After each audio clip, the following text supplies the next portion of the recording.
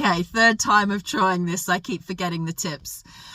This is Nick's top 5 low-tech tips for beating the surveillance state if you want to protect your identity, i.e. your face, your facial recognition, your iris scan, thumbprints, fingerprints. There's not much they can do about those. But believe me, these phones take our thumbprints all the time. They can take that print and put it at a crime scene, and we'd literally not have a leg to stand on.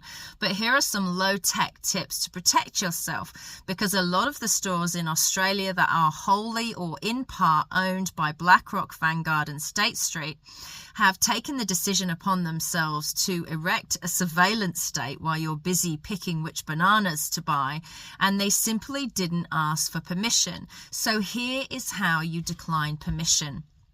Number 1, I don't take my smartphone with me when I'm out. I just use it as an iPad in the home. In other words, I record in my car, in my studio, in my dining room. But when I'm out, I take one of the non-contract flip-up phones, pay-as-you-go phones for emergency calls and text messages, and everyone that needs me has that, so that I can't be geolocated, listened to, or filmed by a smartphone. Tip number 2 in Nick's low-tech survival advice, top 5 to survive the surveillance state. When I enter a store that is wholly or in part owned by BlackRock, Vanguard or State Street, I look like this.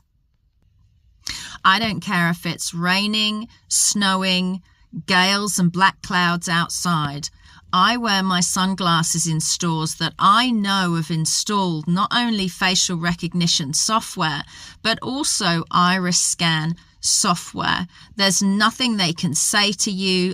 You could have a sight issue. You may look like a poser. It doesn't matter. That which is precious to you is being stolen without your permission.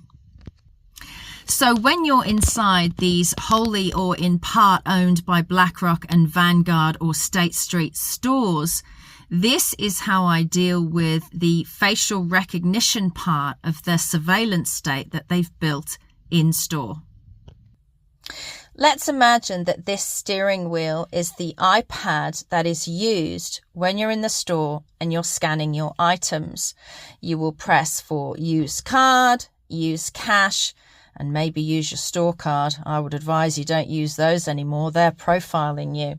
So there's a very simple and easy thing you can do to at least block the camera that you can see that is usually located at the center and the top.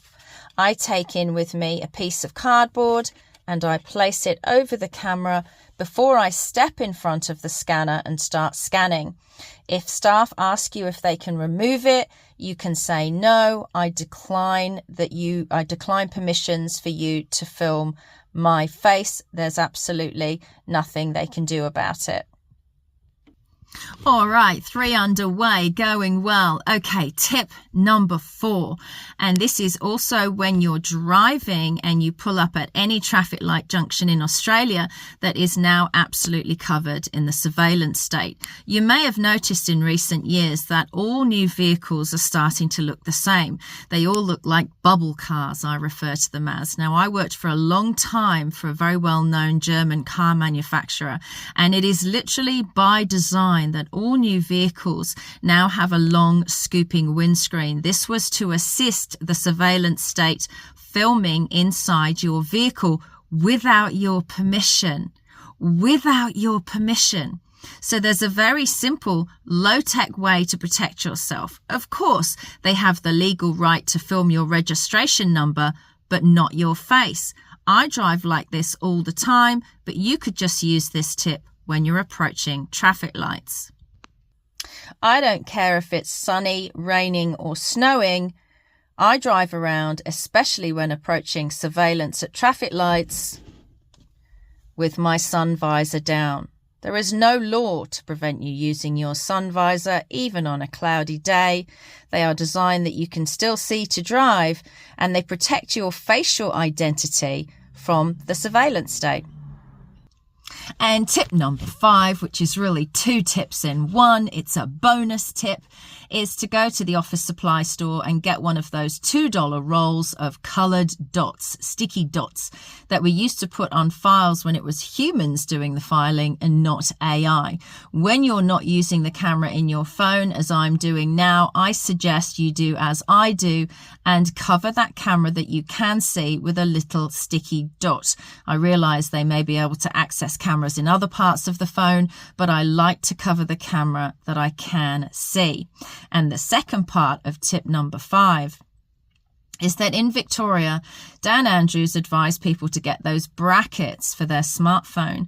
Brackets that attach to the vents inside your dashboard so that the phone is facing you at all times.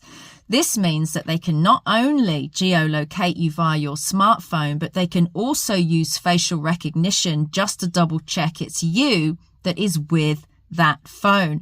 I found that whole scenario bizarre because you're not supposed to use your phone at all when driving. So any smartphones in my vehicles are either in bags or in the glove compartment. If you use those brackets, you're never alone. Please share Nick's top 5 low-tech tips for surviving the surveillance state.